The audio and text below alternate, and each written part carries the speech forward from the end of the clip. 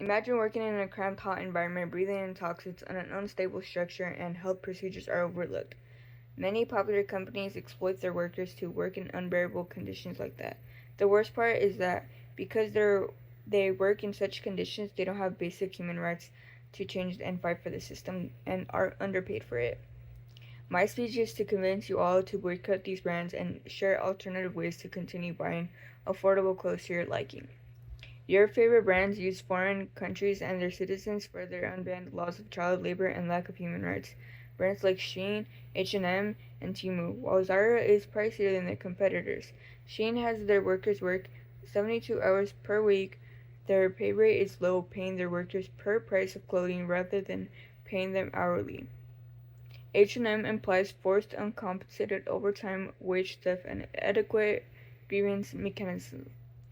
Not only one of the abuses they endure, but they also earn below the estimated living wage. Temu exceeded China's legal work limits. They work from 9 a.m. to 9 p.m. Adidas is a prestigious brand known for its athletic wear, and recently they have been popular for their World Cup jerseys. However, a month ago, news came out that they underpaid Mexican Nahuatl artisan women partnering with a clothing brand Someone Somewhere for hand-embroidered Mexico jerseys.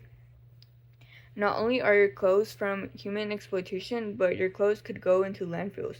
Fast fashion uses plastic materials like synthetic, nylon, and polyester. It is chemically processed and made out of plastic instead of natural materials such as wool, nylon, and polyester. It is chemically processed and made out of plastic instead of natural materials such as wool and cotton. It will not decompose, causing hundreds of piles of clothes.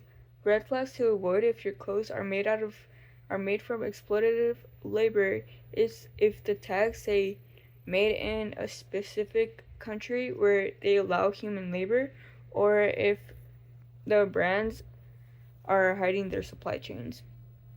If you rely on fast fashion for its mass production of affordable, stylish clothes, it is I suggest into like resellers who sell clothes in bulk for a negotiable price.